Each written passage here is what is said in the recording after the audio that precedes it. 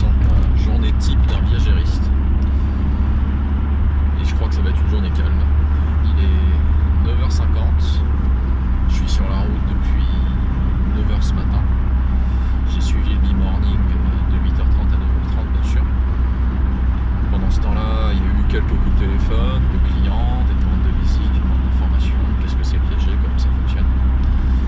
Il a fallu imprimer pas mal de documents. Et là, on se met en route pour aller à l'Aïle-et-Rose, où je vais aller voir une vendeuse qui m'a déjà confié son bien en vente en viager, occupé, un studio. Ça se présentait très bien, et puis cette dame a rencontré un confrère qui a priori lui a dit qu'au niveau de mes chiffres, j'aurais pu lui proposer mieux. Donc plutôt que de faire un avenant, qu'on peut faire sur tout mandat, cette dame a annulé le mandat de commercialisation. Et je retourne la voir donc pour lui refaire un nouveau mandat, pour augmenter le pourcentage en cas de libération anticipée. C'est-à-dire que si cette dame décide que ce viager ne soit plus occupé mais libre, eh bien on va lui proposer un petit peu plus, non pas 20% comme prévu à la base, mais 30%. Donc voilà, un déplacement pour pas grand chose malheureusement, mais ça fait partie du job. Il faut satisfaire les clients, il faut les rassurer, et parfois on a des gens qui voilà, sont un petit peu en panique par rapport à la commercialisation. Ils sont chauds patates, on les a vus une fois, on a estimé le bien, on les a vus une deuxième fois, troisième fois, quatrième fois parfois, on les a énormément au téléphone. Et pendant ce temps-là, on n'a pas encore fait de visite, on n'a pas encore d'accueil qui sont venus et qu'on dit ok celui-là il marche. Donc la commercialisation continue. Et donc ça va être le premier encart de la journée. J'espère que ça va bien se passer. Je vais repartir avec le mandat. Donc à ce moment-là, il va falloir que j'embête encore ma collègue Pauline pour qu'elle me refile un numéro de mandat pour la même cliente. Administrativement, c'est un vrai calvaire, mais c'est pas grave. C'est le job. Il fait moins de 2 degrés. Ça neigeote un peu. Il n'y a pas trop de monde sur la route, ça va. Là, on est parti pour 55 minutes de trajet pour un nouveau mandat. Un truc très important dans le job, c'est appeler vos notaires. Là, j'ai plusieurs dossiers qui sont en cours de traitement chez des notaires pour des compromis de vente ou pour des actes authentiques. Donc le moment où on va toucher un petit peu de sous, parce qu'on ne fait pas que tout ça que pour la gloire, bien évidemment. Donc là, en gros, le trajet, je vais le passer à appeler des notaires pour leur demander où on sort mes affaires, essayer de faire avancer le schmilblick, essayer de donner des dates, voir ce qui peut manquer comme document, voir quelle administration française va falloir embêter pour accélérer le mouvement. Voilà, ça c'est le gros kiff aussi. Mais franchement, c'est un kiff de le faire. Pourquoi ? Parce que c'est la concrétisation de notre boulot. Et comme le disait mon tout premier manager dans l'immobilier il y a 10 ans de ça maintenant,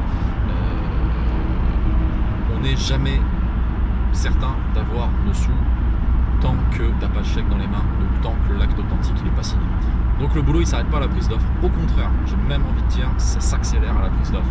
C'est là qu'arrive la grosse machine administrative, parce que ça c'est la France. Dès qu'on fait un acte, il faut, quand j'en parle d'une action, dès qu'on fait une action, il faut de la paperasse, il faut justifier, il faut expliquer, et c'est une bonne partie de notre boulot que de faire de la pédagogie, expliquer le truc aux notaires, aux acquéreurs et rassurer tout le monde tout le temps. Voilà, c'est normal que ça prenne du temps. C'est pas qu'on est à la maison en train de jouer à la console. J'aimerais bien, franchement, parce que là il fait encore une fois moins 2 degrés. Je serais bien mieux à la maison sous un plaid avec le chat sur les genoux en train de jouer à la console. Et alors là, on va chercher du pognon, on va payer les factures et ça passe par relancer nos amis notaires. Je suis enfin arrivé à mon rendez-vous, ça a été épique. Pas mal de coups de téléphone entre temps, il fait toujours aussi froid, c'est terrible.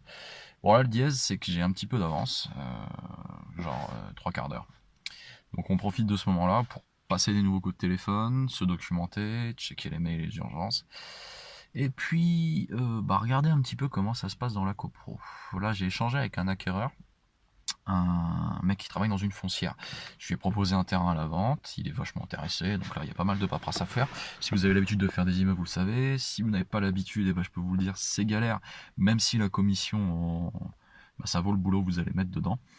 Mais effectivement, il y a pas mal de démarches administratives, encore une fois, à mettre en place, appeler les mairies, vérifier les PLU, vérifier la faisabilité de la chose, s'il y a des chantiers à côté, vérifier ce qui a été fait, comment est-ce qu'on peut faire rentrer une machine dans tel terrain ou autre. Et le gars, juste en discutant, il n'est pas forcément intéressé par des viagers, mais il a des immeubles qui voudrait vendre, et donc du coup moi j'ai des acquéreurs, donc on va essayer de mettre en place un truc. Il a une carte de transaction, j'ai une carte de transaction, on va peut-être pouvoir réussir à faire du business ensemble. On sait pas, et c'est un peu le sel du métier, si je puis dire, c'est que vous parlez beaucoup, on parle beaucoup avec des gens, et on sait pas trop ce que ça va donner.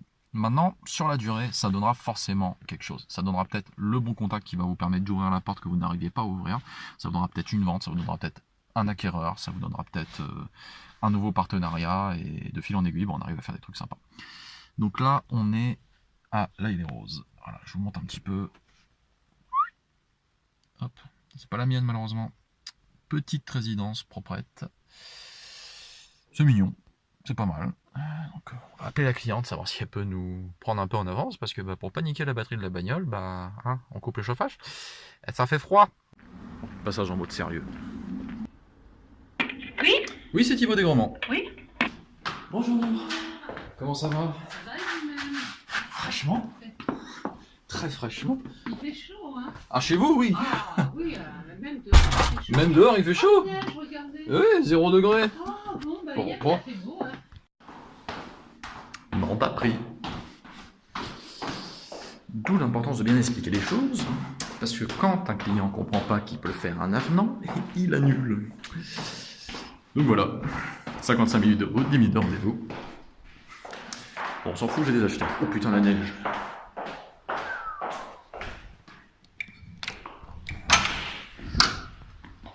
Et en plus, ma cliente m'a appelé bel enfant. Ça valait l'heure de route. Alors maintenant, on est en route pour aller à Lagny-sur-Marne. Lagny-sur-Marne, où je vais voir une dame qui a 2 biens dans sa propriété, donc à savoir un appartement en viager occupé dans le 12e et une maison en viager occupé qu'elle occupe avec son mari, séparation de biens tous les deux, donc le premier elle le vend toute seule, le deuxième elle le vend avec lui. Ça a été assez compliqué parce qu'elle avait un projet extrêmement flou, elle voulait acheter un cheval avec son bouquet, comme quoi on voit vraiment tout dans ce boulot.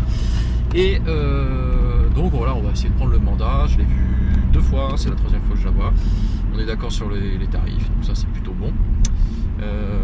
Et pendant qu'on joue au trophée Andros sous la neige dans le 94, sur le trajet, je vais vous parler un petit peu des petits soucis qu'on peut rencontrer fréquemment, notamment un que j'ai là, c'est dans le métier bien sûr, hein. Je ne vais pas vous parler de mes soucis de plomberie, j'ai un des gars que je manage, un bon élément qui a décidé d'arrêter. Ça fait quelques années qu'il bosse avec nous, il bosse plutôt bien, à sa manière, mais plutôt bien. C'est un mec qui a toujours mis une bonne ambiance quand on se voyait, que pas difficile à gérer dans le sens où il arrive d'avoir des cagades, mais bon ça arrive à tout le monde. Et puis voilà, le mec a décidé d'arrêter parce que pas assez de ventes, pas assez de revenus. C'est un job où on avance quand même pas mal de frais, l'essence, les impressions, etc. Même si Noga ne paye pas par exemple la publicité sur Se Loger ou Hector ou ce genre de trucs. Donc voilà, il a décidé d'arrêter, ça fait un peu chier tout le monde. Maintenant je comprends, ses aides de retour à l'emploi s'arrêtent, donc il n'a plus de revenus sûrs garantis tous les mois, il n'a pas de visibilité sur les 6 prochains mois, et c'est vrai que dans le taf, quand on voit que les ventes ça pète, ou que les commissions, il faut les renégocier, ou patin, ou enfin, ça met le coup au moral. Donc on a pourtant essayé à plusieurs, notamment avec le patron, de le rebooster, de lui apporter des solutions. Mais bon voilà, avec celui-là ça n'a pas marché, donc du coup il va falloir faire en sorte que la sortie se passe bien pour lui, parce que ça reste un mec humainement, moi perso j'apprécie bien, et puis va falloir forcément retrouver quelqu'un d'autre à sa place, et ça va pas être forcément facile, parce que des mecs qui savent faire du viager, il n'y en a pas 10 000 sur la planète, des mecs qui sont prêts à partir de Z sur un secteur Île-de-France, il n'y en a pas non plus des Z, donc voilà. Casse départ, on reprend le recrutement, on réactive les réseaux, on essaye de voir si quelqu'un peut prendre la place de notre collaborateur qui s'en va. Et c'est bien dommage.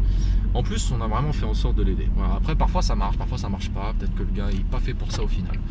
On peut pas trop savoir. Maintenant, en tout cas, on lui a filé des biens, on lui a filé des vendeurs. Après, je crois que c'est aussi une question d'état d'esprit. Il y a toujours des ventes qui se font. C'est pas facile, mais il y a des ventes qui se font, il y a du chiffre qui se fait, il y a des rencontres comme on en parlait tout à l'heure, et donc on s'accroche.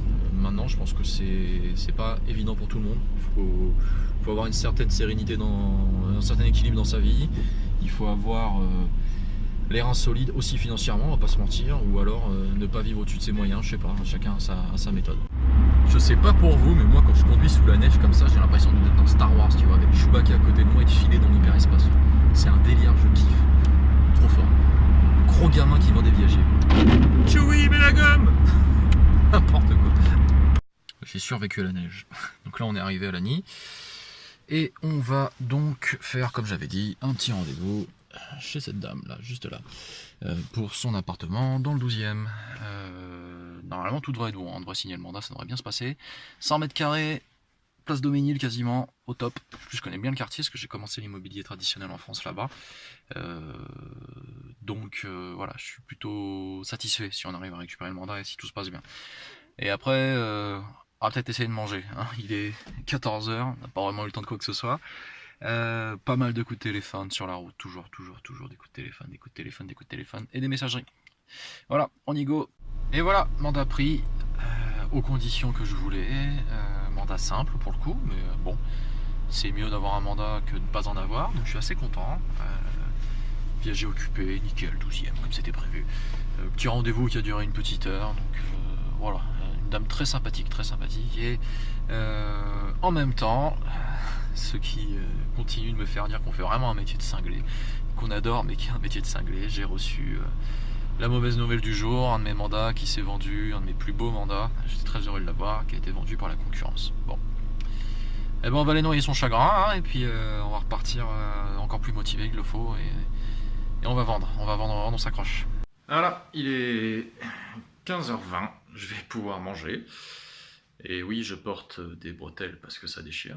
Et je vais profiter de l'occasion pour vous présenter mon assistant commercial, qui là devrait être en train de prospecter, mais qui manifestement n'a pas très envie.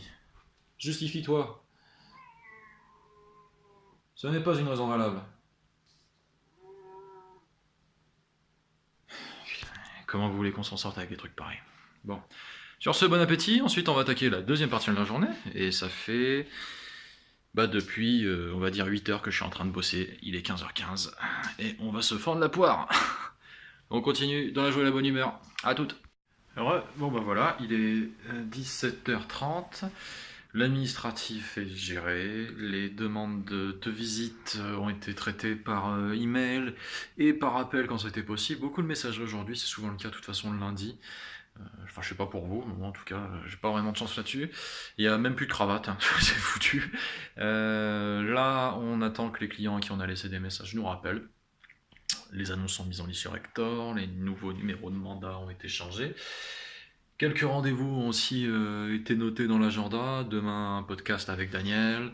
Mercredi, rendez-vous avec un partenaire pour le financement. Jeudi, rendez-vous de travail avec le directeur commercial et le PDG. Qu'est-ce qu'on a encore de beau de prévu?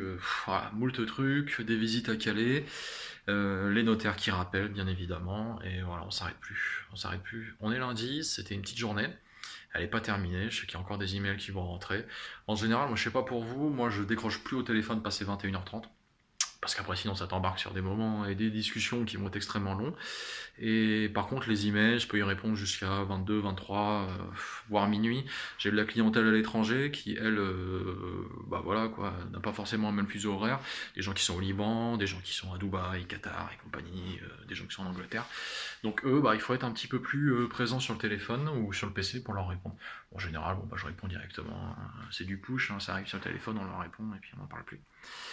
Voilà, bon bah j'espère que ça vous a donné une petite idée du kiff que c'est que d'être agent immobilier spécialisé dans le viager.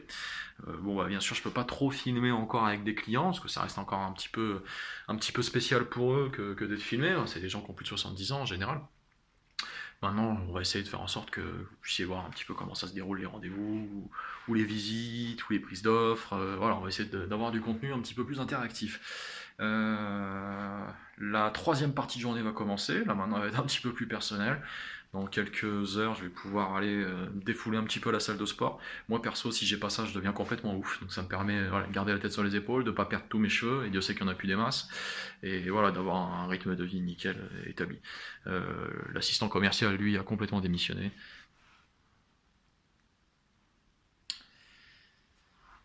Ouais, on n'est pas dans la merde.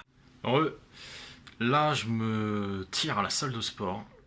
Petite dédicace à Daniel, ce qui sait qu'on fait tous du business partout. Toi, Daniel, c'est Club Med. Moi, c'est salle de sport. Il y a toujours des bons moments pour rencontrer des personnes, des acquéreurs potentiels, des vendeurs.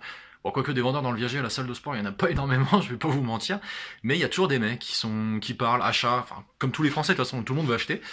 Et donc voilà, il faut garder le smile et même si tu es en train de pousser, bah tu gardes le sourire, tu gardes la pêche et on sait jamais, tu vas peut-être faire une petite business, un petit truc et ça c'est plutôt cool. Ça peut-être, j'ai pas regardé les vidéos mais je pense que ça a peut-être donné un côté un peu, ouah c'est dur, mais je sais pas si certains d'entre vous ont vu le film Fury avec Brad Pitt là, pendant la Seconde Guerre mondiale où les mecs sont dans un tank. Et les mecs sont en train d'en chier et ils se disent tous un truc, et j'adore ça, c'est il n'y a pas de meilleur métier au monde. Et franchement c'est le cas, en ce qui me concerne. Je kiffe ce que je fais, je ne vois pas faire autre chose. Bon, déjà parce que ça fait déjà un petit moment que je le fais, même si je suis jeune, parce que c'est un vrai pied de faire ce taf, parce que tu fais des rencontres qui sont juste géniales, tu rencontres des personnes extraordinaires, et l'ascenseur émotionnel il fatigue, mais ouais c'est un kiff. C'est un kiff, je me vois pas retourner derrière un bureau sérieusement, parce que je m'éclate, tout simplement. Ça me rend dingue, mais je m'éclate, bordel. Et j'espère que vous vous éclatez aussi. Voilà, je vais vous faire grâce de ma tenue de jogging. Ça, je le réserve pour d'autres vidéos. On va faire ça. Salut à tous.